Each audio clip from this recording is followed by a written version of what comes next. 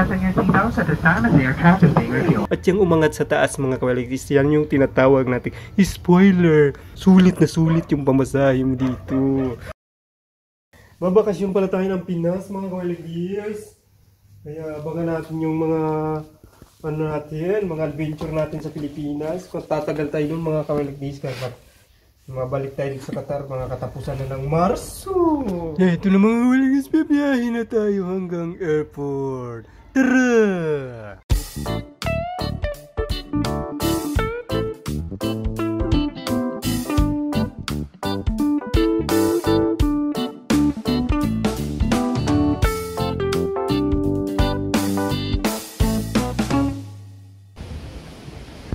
Ngiting tagumpay ah.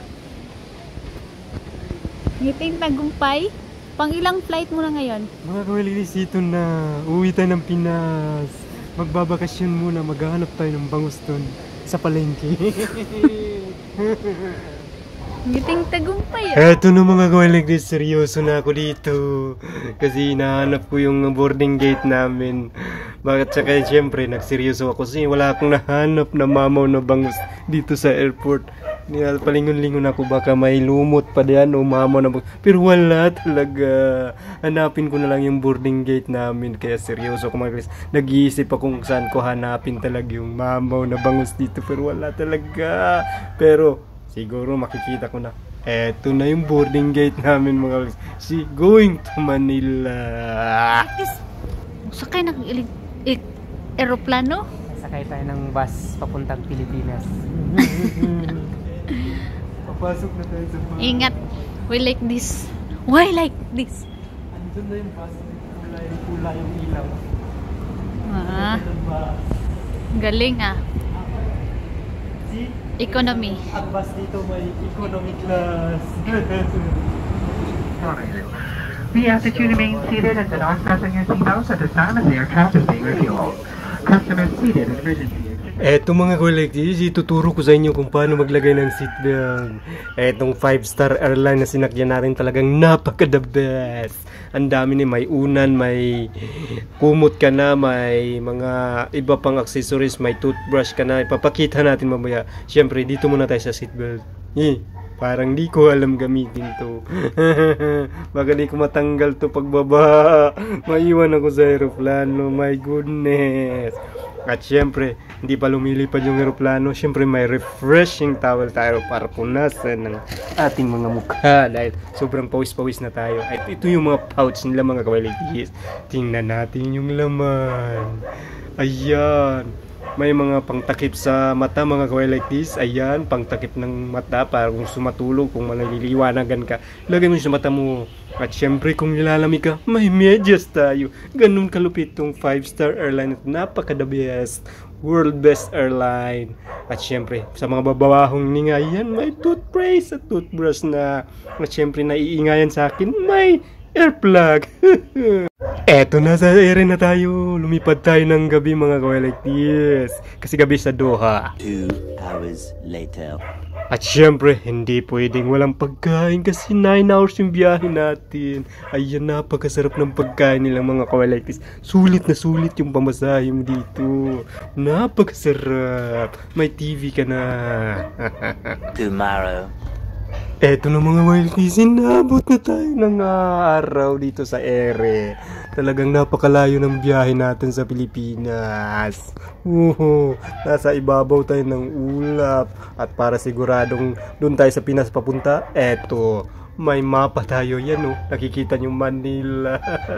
Kumpleto talaga tong eroplanong to. A few moments later. Eto mga kawaligtis, nangangamoy baboy na. Bakit baboy? Kasi nasa Pilipinas na tayo, palanding na tayo. Kitang-kita mo na yung mga bubong ng mga mansyon. Ayan, ito na, bumaba na yung flaps natin mga kawaligtis. At syempre mga ituturo tayo sa inyo mga tips kung anong mga gamit. Yan mga flaps mga kawaligtis, yung nakita nyo may palang dalawang tusok. Yan yung flaps, outboard flaps. Yan ginagamit lang during takeoff and landing. At yung umangat sa taas mga kawaligtis, yan yung tinatawag natin spoiler. Ginagamit lang din yan para i-reduce yung speed ng eroplano, speed brake, yung tinatawag sa other word, para huminto yung eroplano at bumagal. Pinapaangat yan. Hindi mo pwedeng gamitin yan sa taas mga walis. Baka bumagal yung madisgrasya tayo. During take-off and landing lang yan ginagamit. Ayan, may natutunan ba kayo mga kawaligis sa ating biyahe? May mga tips pa akong nalalaman. Pero yun yung totoo mga kawaligis, kasi nagbasa din ako mga kawaligis. Nagbasa ako. Ayan, nangangamoy na talaga ng sisig. Oy, yung katabing ko ay may sisig na rin. Excited na rin mag-ihaw ng liampo. Oh my goodness. Tara mga kawaligis, lapitan na natin yung Cavite. Later. Hoy, welcome back to the Philippines. Kawaligis, nandito na tayo sa lupang sinilangan. Kakain na tayo ng baboy. Sisig. Magkuha na tao. Kukunin na natin ang ating ginamos. Ginamos. Pagkamalitang ginamos. Sa kamalitang ginamos. Ayan na to.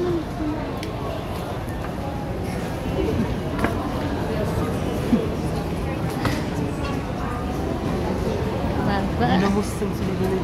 Ginamos. At syempre, hindi pwedeng walang eksena yung ating napaka the best na partner, asawa. Dong, asa na? Abot na day ka daw. Ah. Dito na tayo sa Pilipinas. Hintayin na natin yung ating limousine. Eto na, babiyahin na tayo sa ating lupang sinilangan.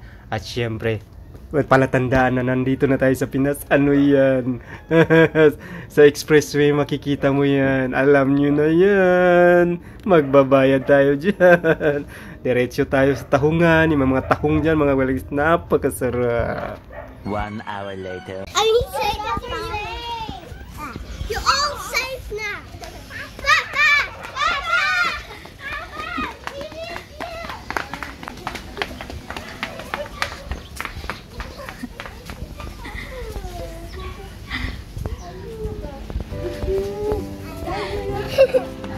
Maraming salamat mga kawailagis at pinanonood nyo hanggang dulo ng ating video. Nandito na tayo sa ating lupang sinilangan, ang minamahal nating Pilipinas. Maraming salamat mga kawailagis. Thank you so much.